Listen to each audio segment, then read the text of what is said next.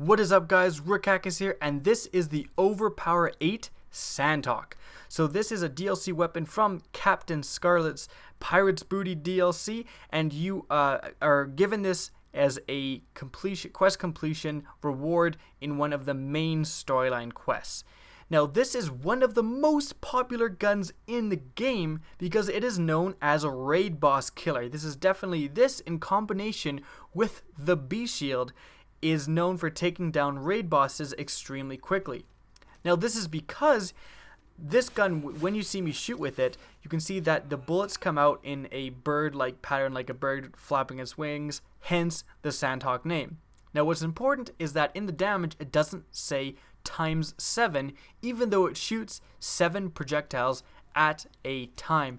Now, this in combination with the B is going to make it, the B, in case you don't know, gives amp damage to each shot. So if you shoot an enemy with a bullet, the B is going to give, for example, 100,000 amp damage to that particular bullet.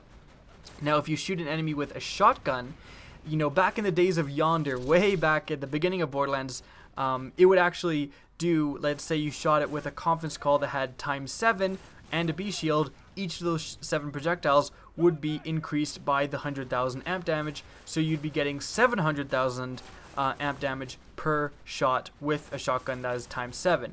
Now, that was actually patched, and you know, before it was like you could kill Terramorphous and stuff in a matter of seconds with the B shield plus the conference call. Now, again, this was patched so that now, if you have a shotgun with the B, it divides it by 7, so you only get, you know, one shot of a shotgun will only get as if you're shooting an enemy with 1 bullet. Now, the Sandhawk, however, since it doesn't say ×7 and it shoots 7 projectiles, it gets the same advantage as, you know, the old school pre-patched combination of the shotgun plus the B. So each of these 7 projectiles is times by the amp damage. Again, if you have 100,000 amp damage and you're shooting 1 shot at an enemy, you're going to get 700,000 amp damage because of this combination. So again, very, very effective at taking on raid bosses. Now, I keep saying raid bosses, and you're maybe thinking, well, what about normal enemies? This sounds like fucking just a damage-dealing machine. Well, there's a couple of things that prevent it from being amazing against normal enemies. You'll see me fighting normal enemies in this to kind of test it out, and it is not terrible. If you can get the the B bonus with the Sandhawk, of course it absolutely massacres enemies. Like, if you're getting B shot damage, you're gonna have absolutely no problem taking down, you know, super ultimate badasses. It'll just die so quickly because this is meant for taking on the most powerful enemies in the game. Now, the thing about normal enemies, though, is that there's a lot of them, and they often shoot guns, and so it's hard to keep the B shield at 100%. You're only going to be getting that amp damage when it's at full capacity. So when you're fighting normal enemies, you are going to get shot every once in a while, and it just is hard to keep your shield on maximum. Now, including this, it is a thirsty gun. You'll see that after I fight the enemies, I have to go and buy all new ammo, like fill it up to the brim to fight Pyro Pete. And during the fight, I still run out of ammo and have to rely on the ammo crates in the arena as well as drops from the spider ants to refill my ammo. So this is a thirsty gun. It uses up a lot of ammunition. And the last thing which prevents it from really shining against normal enemies is that it simply doesn't have a very good bullet speed, projectile speed. So enemies in Borderlands, you know, psychos, they're rolling from side to side and running at you. It can sometimes be hard to hit enemies from any distance with this gun. Like, from extreme distances, it's going to be hard to hit enemies with this gun. Plus, since the projectiles stay decently wide, again, you're only going to be hitting enemies at a long range away with a few shots of the 7 projectiles.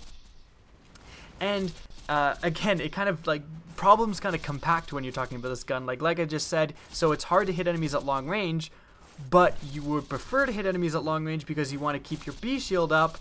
So it just gets creates a huge problem for itself. You want to get close to get all of your projectiles hitting, but then when you get close to enemies, they often shoot at you, as enemies do. Then your shields are going down, then you're not getting the amp damage. So it's just not the greatest versus normal enemies. That being said, it can totally handle itself even without the B shield damage. it plus slag will totally kill normal enemies, no problem. Now, getting to the Pyro Pete fight, this is what you guys are probably interested in. Can this gun still kill raid bosses at OP8?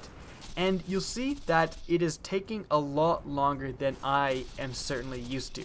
Like, before, the Pyro Pete shields would go down in no time. Level 61 with a shock Sandhawk. I remember fighting him with a level 42 shock Sandhawk at level 50. So my Sandhawk was, this is an OP8 Sandhawk versus an OP8 Pete. I remember having an underleveled Sandhawk and it absolutely decimating through his shields. It wasn't even funny how quickly they went down. Now, OP8, it's a whole different story. I am really kind of just withering him away. I am not doing substantial damage. That being said, I am on the absolute hardest difficulty of the game, fighting a raid boss, something that is pretty much one of the hardest enemies in the game, meant to take on with 4 people. I am doing it by myself, and I am doing decent damage. You'll see that eventually I do win the fight, and that just kind of proves that the OP8 Sandhawk, it's not the best gun. It certainly isn't as potent as it was in the earlier levels. That being said, it is still a raid boss killer in my mind. The fact that I killed Pete by myself on the hardest difficulty in the entire game with this blue gun that was given to me in a quest reward means that it is still got, you know, huge potential, still one of the best guns in the game. The OP8 rating I'm going to give it is 8.5 out of 10. It wasn't the raid boss killer it once was. That being said, it can still kill those raid bosses. And it really does kind of lack against normal enemies. That being said, compared to 99.9% of the guns in the game, it still kills normal enemies pretty darn quickly. But again, you're comparing it to guns like the Unkept Herald, Ogre, and Norfleet. So from that perspective, 8.5 out of 10. Hope you guys enjoyed the video. Remember to rate, comment, and subscribe. Hope you guys luck getting your Sandhawks and killing those raid bosses. And as always, have a good day.